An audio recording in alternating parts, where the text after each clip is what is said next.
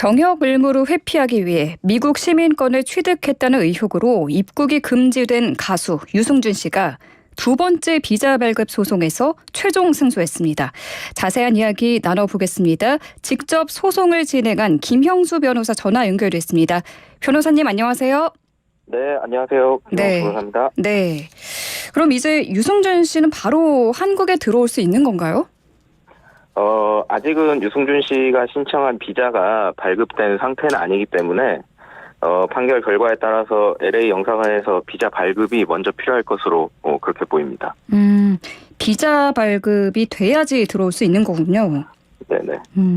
그러면은 이번 대법원 판결로 유 씨가 최종 승소했다라고 하는데 비자 발급과 더불어서 넘어야 할 산이 있다면 어떤 게 있습니까?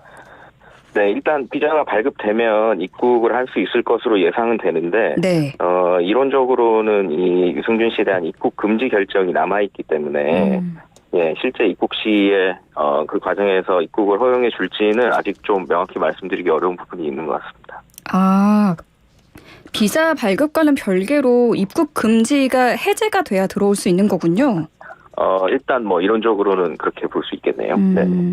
저는 대법원의 판단이 유 씨가 한국 입국으로 바로 직결되는 건 줄 알았는데 아직 넘어야 할 산이 많이 있어 보입니다. 그럼 이번에 대법원이 유 씨의 손을 들어준 이유가 뭡니까? 그 1심 판결과 2심 판결이 이제 결과가 달랐는데요.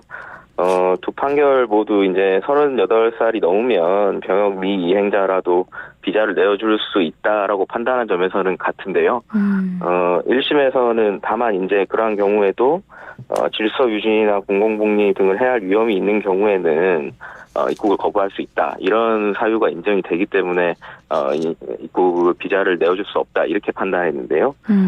이에 반해서 최근에 선고된 고등법원이랑 대법원 판결은 그와 다르게 38세가 되면 질서유지, 공공복리 등 대한민국 이익을 해칠 우려가 있는 특별한 사정이 없는 한 체류 자격을 부여할 수 있고 유승준 씨의 경우에는 그러한 위험을 해칠 만한 특별한 사유는 인정되지 않는다. 그렇게 보아서 비자 발급이 이루어져야 된다. 이렇게 본 것 같습니다. 그럼 지금 넘어야 할 산이 비자 발급 그리고 입국 허가 이 두 가지로 보면 될까요? 이론적으로는 그럴 수 있는데요. 네. 저희가 진행했던 소송이 이제 형식적으로는 비자 발급을 다투는 소송이긴 하지만, 저희는 그래도 실질적으로 그 내용은, 유승준 씨가 과연 입국을 불허할 사유가 있느냐, 그 입국 금지 결정도 타당한 것이냐, 그런 내용도 따져보는 소송이었다고 생각을 하고요. 네.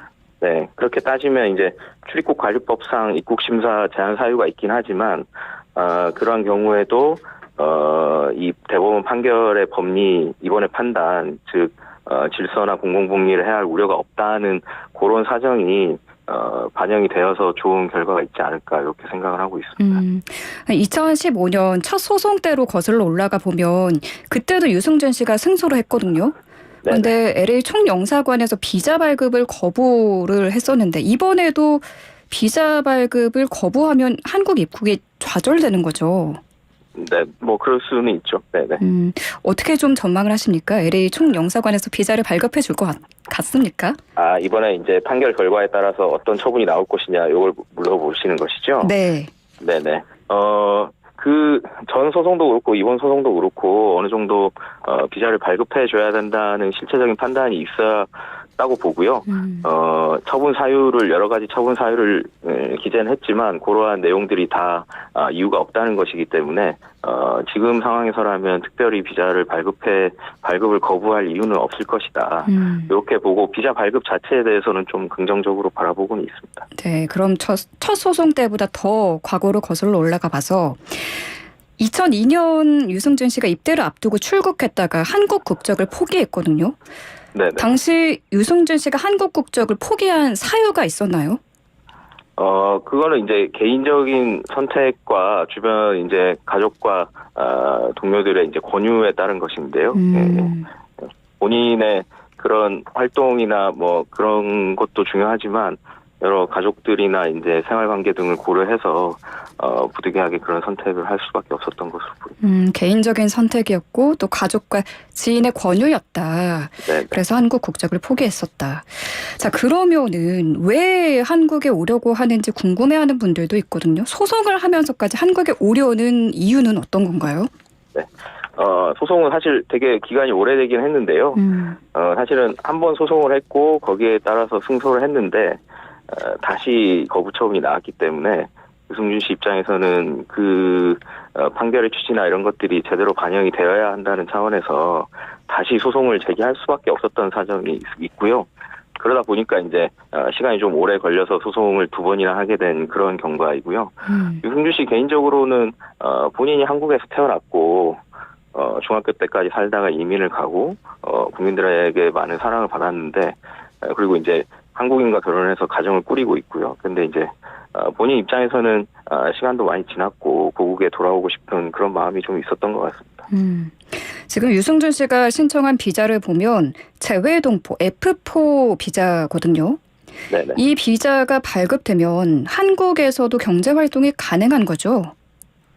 이론적으로는 F4 비자라는 게 재동포법에 따라서 재동포에게 광범위한 활동권을 보장해 주는 그런 비자이기 때문에 네. 경제 활동도 이론적으로 가능한 건 맞죠. 네네. 근데 다만 이제 유승준 씨가 왜 F4 비자를 신청했느냐 이런 거는 궁금해하시는 분들이 많은데, 네. 그건 이제 순수하게 법률적인 관점에서 저희가 소송을 제기하려면 재동포법에 따른 F4 비자를 신청하고 거기에 대한 거부 처분이 있어야 행정소송이 가능하기 때문에 그런 부분을 조금 이용할 수밖에 없었다. 이런 점을 좀 말씀드리고 싶습니다. 그럼 지금 유승준 씨 입장은 어떤지 살펴볼게요. 유 씨는 입국 금지를 인권 침해라고 보고 있는데 변호인이시잖아요.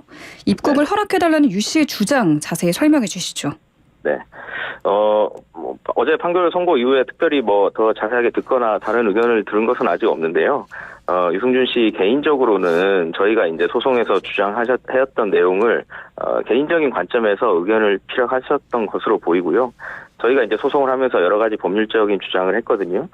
비례 원칙 위반이나 평등권 위반 이런 내용을 주장을 했는데 그러면서 이제 병역을 이행하지 않았음에도 불구하고 국내에 자유롭게 체류하고 있는 재외동포와의 차별성, 불합리성 이런 부분을 좀 언급하기도 했는데 이런 내용을 개인적으로 억울하셨던 점을 위주로 의견을 피력하였던 것이 아닌가 그렇게 이해하고 있습니다.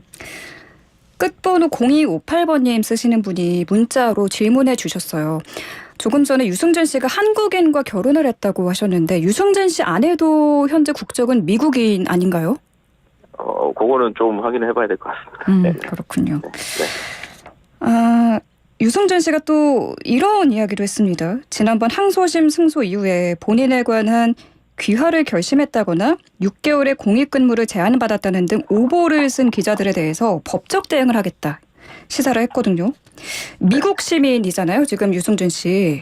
네. 이렇게 악플이나 오보에 대해서 법적 대응이 가능한가요? 그 부분은 이제 당시에 본인에 대한 이제 오보나 악의적 비난에 대해서 대응 차원에서 그런 언급을 잠깐 하셨던 것으로 알고 있고요. 현재 그것과 관련해서 어떠한 법적인 조치를 취하고 있는 사항은 전혀 없는 것으로 알고 있습니다. 네. 네, 그리고 본인이 이제 당시 좀 억울했던 마음에서 하소연했던 것이라고 생각해 주시면 좋을 것 같네요. 네. 유승준 씨 만약에 한국에 들어오게 되면 어떤 계획이나 행보를 갖고 있는 게 있습니까? 아직 뭐 비자 발급이나 입국 등에 관해서 정해진 것이 없기 때문에 아직 뭐 특별히 준비된 사항은 없는 것으로 알고 있고요. 비자가 나온다고 해서 언제 뭐 반드시 입국을 하겠다 꼭 이런 계획도 아직은 정해진 것이 없는 것으로 그렇게 알고 있습니다. 계획이 없다. 네. 그리고 병역 문제라는 게 사실 우리 국민들이 예민하게 생각하는 사안 중에 하나잖아요. 국민 여론도 살펴야 할 것 같은데 변호사님도 유승준 씨 한국 입국에 대한 여론 어떤지 살펴보셨나요? 네, 잘 알고 있습니다. 네네. 지금은 어떻게 좀 과거보다는 여론이 좀 유해졌다, 나아진 걸로 판단하시나요? 여러 가지 다양한 의견이 아직까지 있는 것으로 알고 있고요.